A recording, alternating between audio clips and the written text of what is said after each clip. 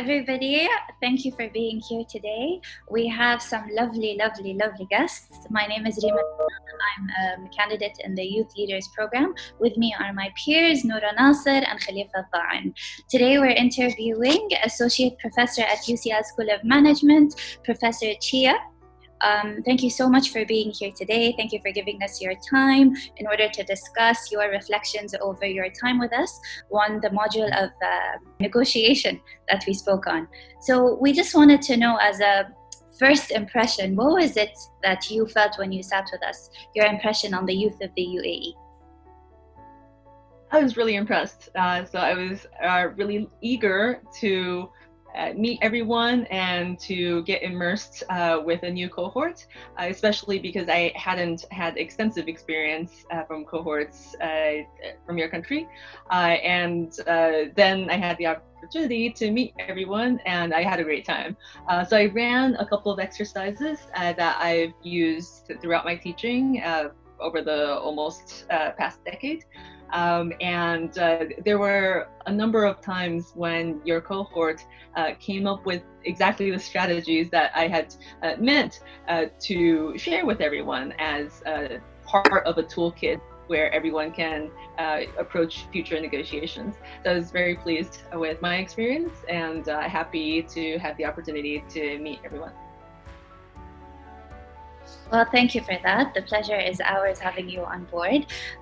We wanted to just get a feel or a sense, because your portfolio is extensive, mashallah, it's remarkable. And we know that you've worked with so many different people, so many different students from different backgrounds. Do you see a sort of differentiation in sort of being a cultural context or a nationality context in terms of how information is disseminated and perceived as long as reacted to? That's a fascinating question, and I think a question that certainly deserves much more empirical attention. I will just comment anecdotally based on my own experiences teaching across many countries.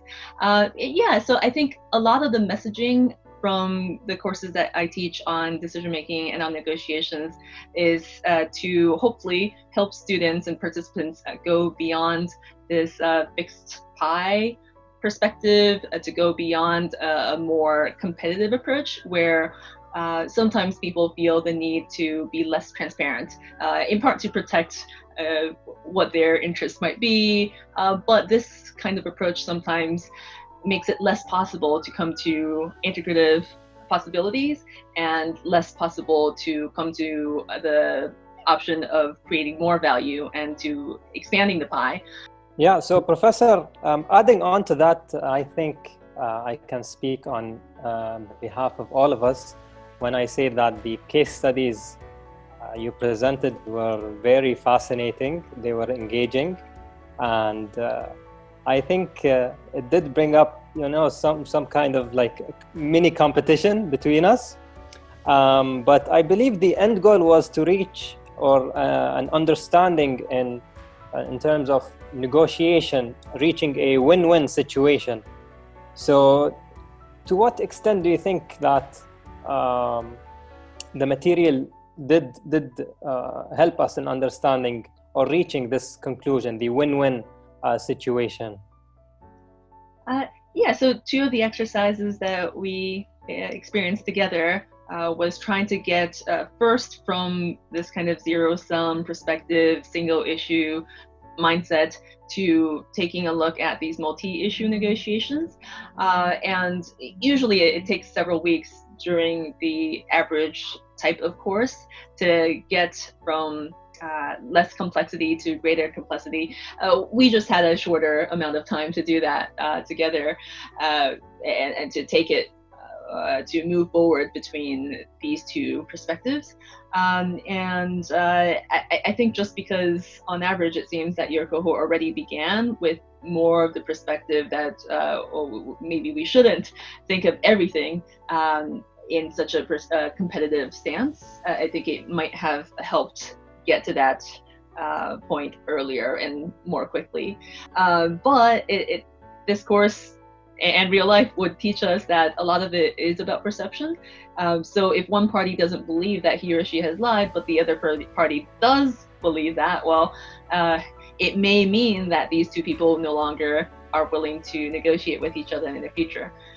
So we're thinking not just about the current negotiation, but also is there going to be the likelihood that the counterpart will return to the same table again?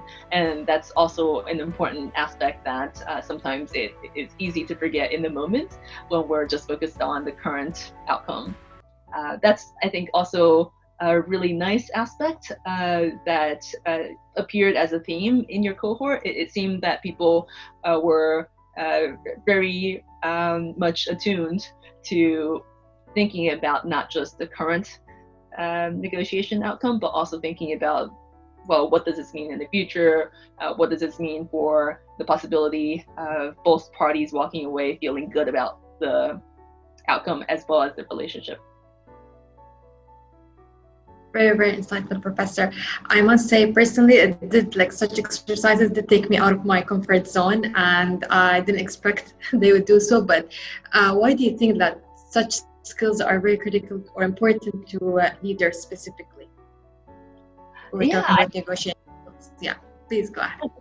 That's important. I think for any group, any person who's looking to improve communication and leadership skills, being immersed in some type of course, even if a short course on decision making and negotiations, is just so important. It's meant to be this applied practical course or workshop, and I think it is very broadly relevant, not just to your professional lives, but also just daily lives, personal lives. I'm talking about negotiations defined very, very broadly. And I think another part of it is that these often involve decisions, and we as humans, it doesn't matter how much experience, how much expertise we have. Just as humans, there are some common, ordinary shortcuts that we happen to be more likely to use if we're under pressure, if we have a lot of information, if there's a timeline and there's a deadline to be pressured by. These are just shortcuts that we are often likely to use. And I think this kind of course or workshop better allows all of us to become aware of this happening to anyone, and potentially to be able to buffer against some of these effects. Agreed, yeah. That's wonderful, Professor. Thank you for that.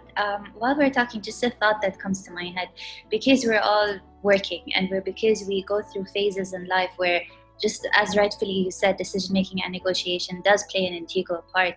Do you feel that at some point in our lives that the applied course that you've mentioned might not always come as an opportunity for people? So do you think having something like that embedded in workplaces is necessary? And for you as a professor, as an educator, and as a facilitator, how would you do so? Oh, that's a great question.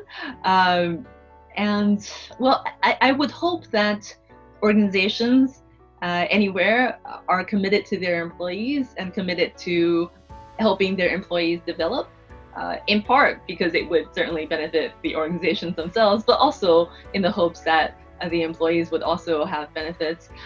So I think organizations can certainly find benefits in integrating some of these learnings, either through a short workshop or through helping their employees have access to educational opportunities. So whether that's covering the tuition costs for employees, or just having educators come in and give one day or a couple of hours of workshop. I think this range of possibilities hopefully is something that more organizations are willing to provide for their staff. Wonderful, and I do hope that it would be implemented. Would the cultural context of a certain country or a certain place depend on the forms of decision-making and negotiation skills that would be taught or applied? Well, I think a lot of negotiation courses that I personally have been more experienced in happen to be from the US and UK. And I suppose a lot of the literature, a lot of the empirical studies have also been based on such samples. So when we teach, we do talk about how these strategies are on average going to help people. But I certainly agree that the cultural context must be taken into account. And I think ongoing research should make sure that some of the kinds of strategies that we talk about, how generalizable are they across cultures, and how might they be moderated depending on certain aspects of culture. But yeah, I mean, I would like to think that some of the tendencies and shortcuts that we talk about humans having, those are more broadly generalizable and may extend beyond culture. Thank you, Professor. So I do have one last question, and I'd like to give you the space if you have any lingering thoughts or last ideas you want to share with us. Sure.